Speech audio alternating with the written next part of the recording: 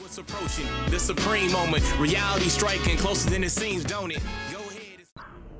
What's good? All right, let's go ahead and see how another unit that you rarely see at 100% potential, see how that type of unit does at maxed out rainbow status. This will be the super physical type Kami unit. Obviously, this is a currently JP exclusive unit.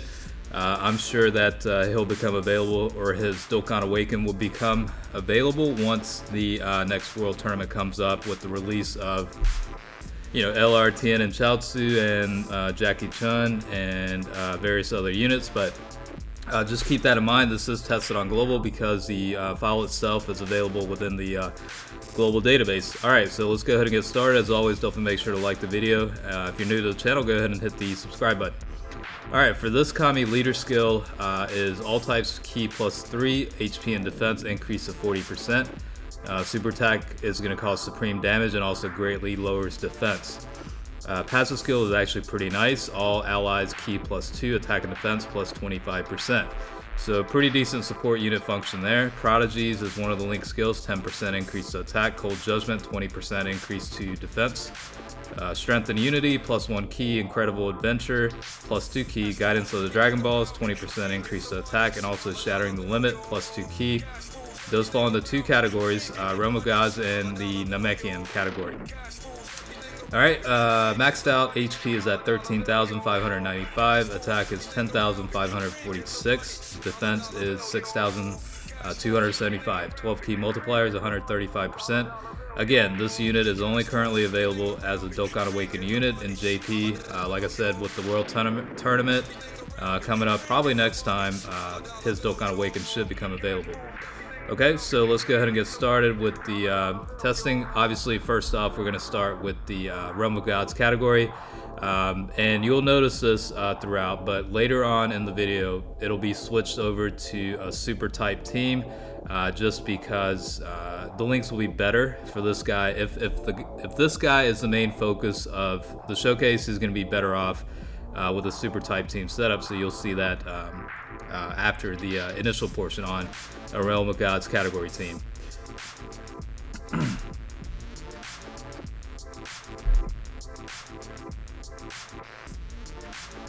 Does hit pretty decent though. 560,000 is certainly not bad.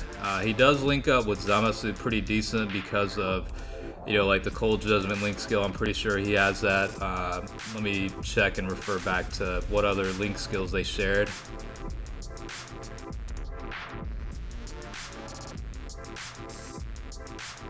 Alright, let's see. Okay, so they do share Cold Judgment, Prodigies.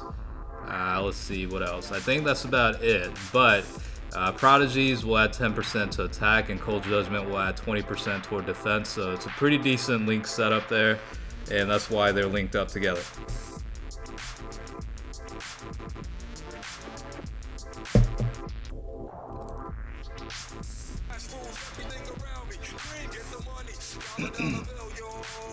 Yeah, it's always interesting to see units like this at 100% at their full potential. I don't know, like maybe a lot of players already have them at max potential.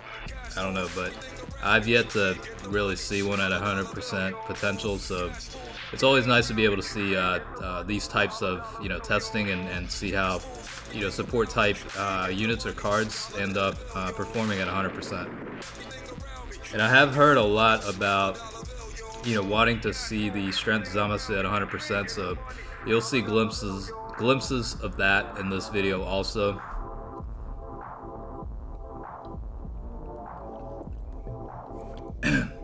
The Jiren unit also does have Cold Judgment, so that helps out with the defense since it does increase by 20%.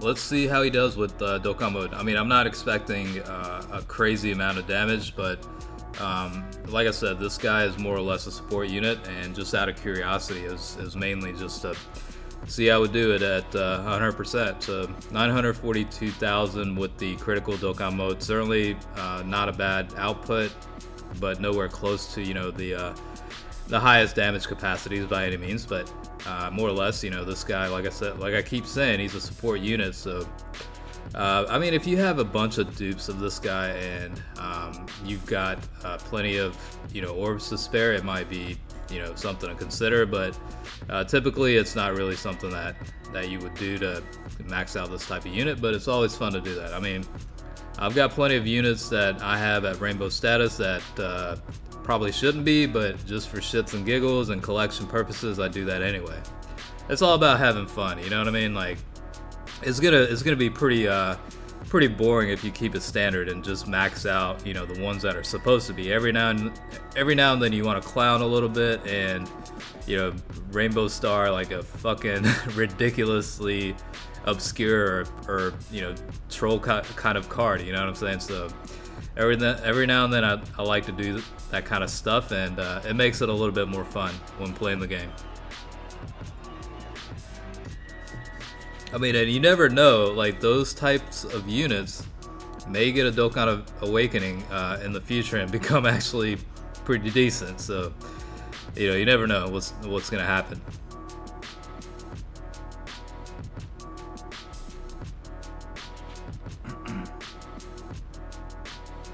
So the reason why I say, and you'll see this coming up in a little bit, but the reason why it's probably a little bit better for a showcase mainly for this guy on more of a super type team with Tech Vegeta Blue setups is because, you know, link skills like what is it, guidance of the Dragon Balls, that'll add 20% to attack, and you know, other link skills like Incredible Adventure will easily add +2 ki. Not that ki's really a problem, but you could also bring in other support type units to further enhance his attack power. So yeah, that's really what it comes down to. Again, if you're running this guy on a Realm of Gods team, he's pretty much the only reason he'll be included is mainly to serve as a support unit for the rest of the units to be able to increase attack and defense by 25% and also add ki by 2. So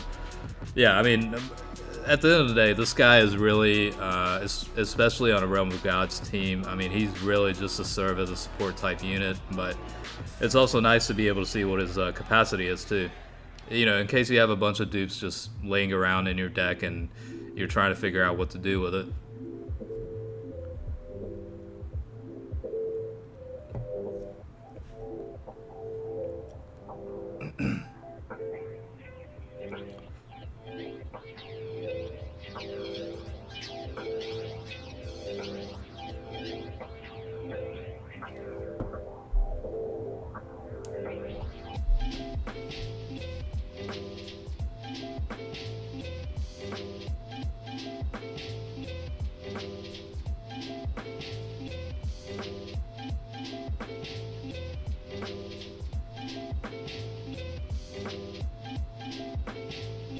I do wonder when the next World Tournament is coming up, though.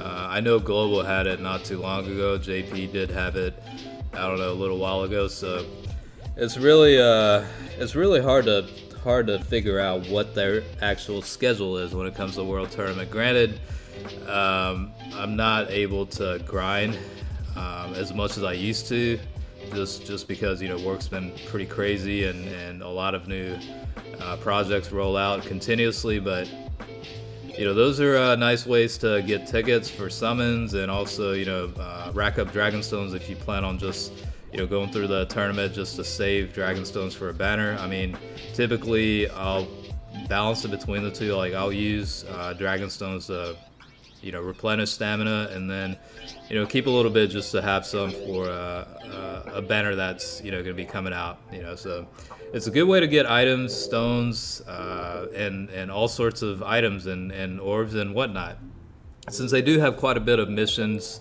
within the World Tournament, and they give out pretty generous amount of stuff. So, you know, it's just whenever it comes out, definitely want to make sure to at least get the mission requirements done. I mean, in terms of placement, I mean, it's ridiculous. Like, I think the highest I've gotten is maybe like 2,500, around that region, but that was with continuous grinding all weekend, you know what I'm saying? Like, I don't have that kind of fucking patience, you know. So I don't know if I'll, you know, ever go back to that sort of setup, but you know, we'll see, I guess.